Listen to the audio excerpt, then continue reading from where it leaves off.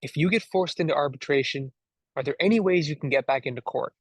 In a previous video, I talked about mandatory arbitration agreements. These are agreements that are baked into contracts, whether they're employment contracts or consumer contracts, that basically say you have to resolve any disputes you have with this company in individual binding arbitration. You waive your right to a jury trial and a court and a judge. Assuming you didn't opt out and you weren't able to get around the arbitration agreement somehow, and you are now in arbitration, is there anything else you can do to get back into court?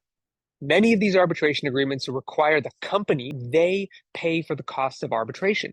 Now, under California law, the company has 30 days to pay from the date of invoice, from the date that that money is due. Now, if they haven't paid in 30 days, they are in default of the arbitration. They've basically violated the arbitration agreement, the contract that they drafted.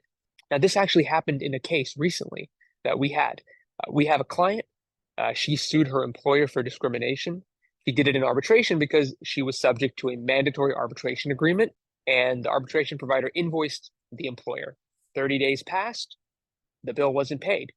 So we contacted the arbitration provider and said, hey, did they not pay?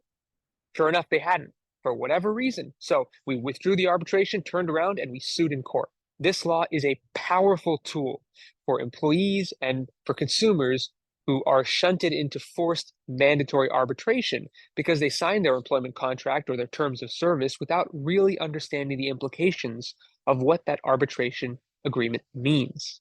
This is a way that they can get back their right to jury and a right to have their case heard in a public court of law as opposed to a private arbitration in front of an arbitrator.